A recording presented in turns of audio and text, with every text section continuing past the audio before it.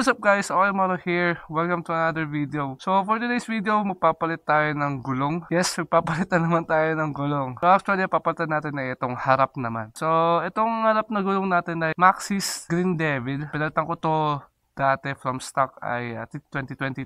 8,000 odo pa ako noon. Ngayon ay nasa 32,000 odo na ako. 3 years na siya actually. Ewan ko kung bakit, pero hindi naman siya ganun napupudpod. Dito yung indicator nyo. You see, ayan.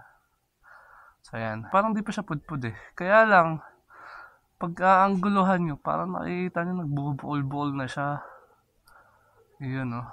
So, yun, parang may bukol-bukol dun oh. Kita nyo guys, hindi pa siya pudpud. Parang makapal pa nga eh. Hindi tulad nung unang palit natin ng Maxxis dito sa likod. Siyempre sa likod, mas mapupudpud talaga. So, ang bilis niya mapudpud na 12,000 odometer lang siya. Maxxis din dati yan, Maxxis S98. Ito, naka 20 plus na siya. Actually, hindi pa talaga siya pudpud. So, hindi ko lang alam kung bakit. Siguro dahil nasa harap siya or dahil nasa model. Siguro nasa model kasi itong Maxxis na to na nasa unahan ay Maxxis Green Devil. Yung Maxxis dati sa likod ay Maxxis S98. So, pag S98 ata siguro mas mabilis sa pudpud. Pag Green Devil siguro mas makunat-kunat. Regardless, papalitan na natin itong gulong na to para makasigurado na din. Mahirap i-dish to. Baka mamaya delikado na talaga siya. So yan, papalitan natin siya ng B-Star. So yan, finally makapag B-Star na din tayo sa unahan. Magiging B-Star set na tayo. All this time, naka-Maxxis ako sa unahan tapos naka B-Star ako sa likod. 9080 by 14 ang size.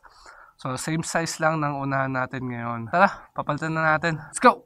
Sobrang init. Grabe talaga ang panahon ngayon guys.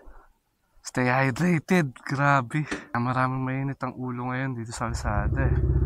Sobrang init kasi.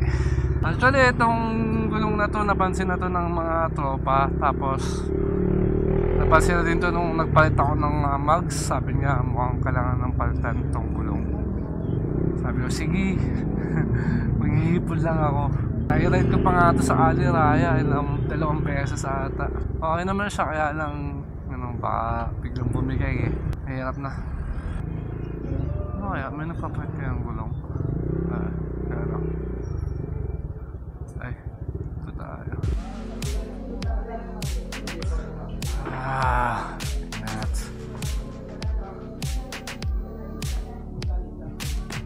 What? Ito. Nigerian dito lang. Yung mga receiving.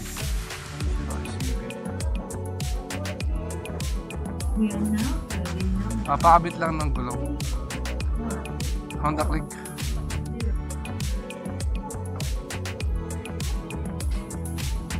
Ayan, ginagawa. Lalabas. Andan.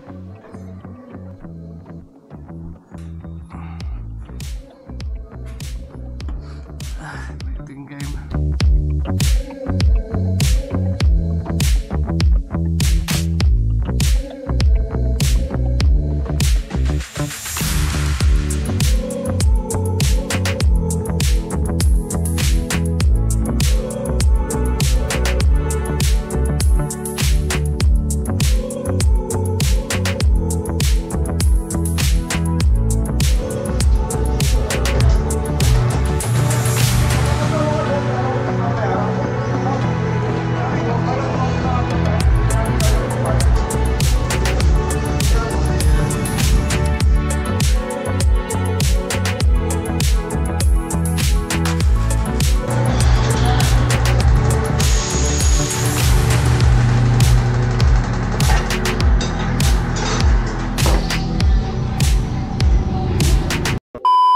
Tapos na, B-Star na tayo. Mabilis lang naman.